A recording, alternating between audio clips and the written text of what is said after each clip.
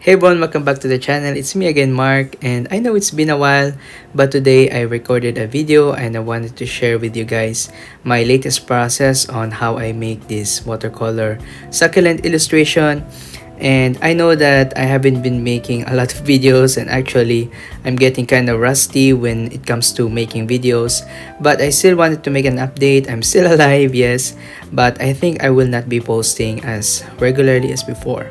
But yeah, I think I made some improvements recently on my art. I've been studying, I've been researching other watercolor artists, and I want to share with you how I improved my watercolor paintings.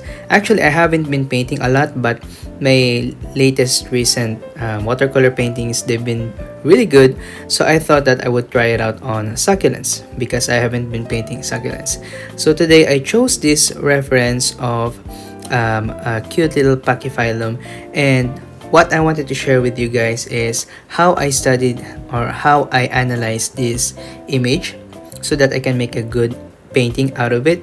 Now, when I chose this reference, I actually picked one that has a sense of light and dark, and you can see it on the photo that I have here, that you can clearly see where the shadows are and where the light are.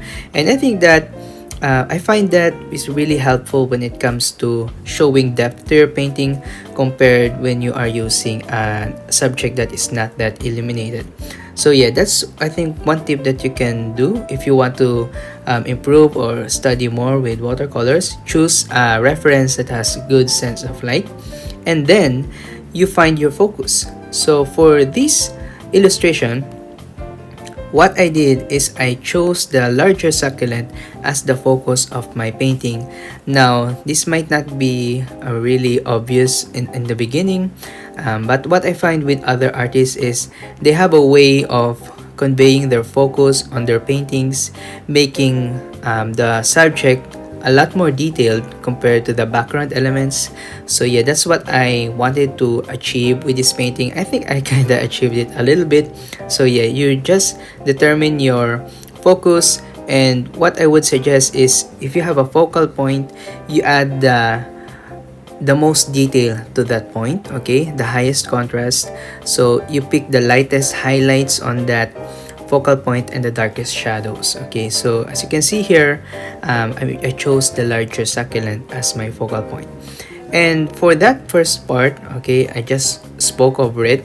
That was the first layer actually, and that will be the lightest values. Now this one, the second layer that I am applying, will be the midtones. And before I apply these midtones, I actually waited for the first layer to dry out before I added this second layer, because you don't want your colors to be mixing if you are doing layer by layer. So yeah, I just waited for it to dry out. If you are using watercolor, it will not take a lot. Okay, apply your first wash, the lightest colors, what I did before, and then once that's done, you can apply your second layer of color.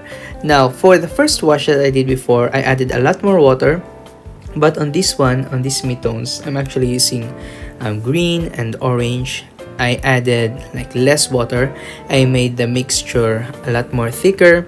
You can sense it when you are using watercolors. If you add more pigments to your mixture, it will be thicker, and the appearing color will be much more darker. So that would be my midtones. But you can see here that it's still not as dark as your like really dark shadows. And when it comes to succulents, what I find, because they are such light colored plants, okay, sometimes the shadows will be in the midtones. So yeah, you apply color on them, on the midtones, on the shadows, but it's not really dark because the succulents themselves, they're not dark colored, okay, especially these pachyphyllums or echeverias or sedums. They are usually light colored, and they also have some farina on them. So most of the time they will appear like really light pink, light blue, or sometimes even almost white. So yeah, what I did here is I just added those light wash in the beginning just to suggest some color, yeah, but it is still very light, and the midtones will be the shadows, and that's what I applied here. But right now I'm actually adding more color to the lighter areas. So there are times that I can add some lighter colors in the light areas because I want to show some more detail there. So that's what I'm doing here. That's what I'm doing here. I'm using a light wash to add some pinks to those sides, and on this part I'm already adding the midtones of the stem, which is green, and a different shade of green for the shadow. So yeah, if I'm doing a layer by layer approach like what I did with this one, if I am applying the first wash, for example the lightest wash in the beginning, I will let them blend together, and then when I am doing the midtones, I also let them blend together. So you can see here that it's a really interesting way to add color, and that is something that I find really interesting when you are using watercolors, because they're such a transparent medium to work with. You can blend them together on the paper, not just on your palette, and you can see a wide variety of shades because you are letting the colors mix together on the paper. Right now I'm already on the part where I am doing the background, and if you studied your reference, then you would have an idea of what the background is and what the foreground is. And sometimes an image will have a darker background, such as this image or this example, this painting that I'm doing. But sometimes, other times, a subject will have a lighter background. So you just have to make it clear to yourself what part is lighter and what part is darker. And for this one, I chose the background as the darker part. Doing it this way will make the succulent that is light in color appear much more brighter in the middle, and it will really give focus to the colors of the light succulent because everything around it is dark. And that is one thing that I also learned when painting. I think this also applies not just on watercolors but on any other painting.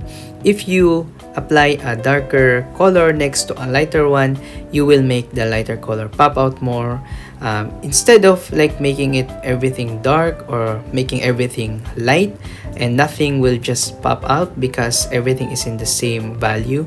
So it would be good if you choose a variety of different colors so that you can add interest to your subjects. So for this one, I just added like everything on the background will be dark, and I will not be adding any more details there.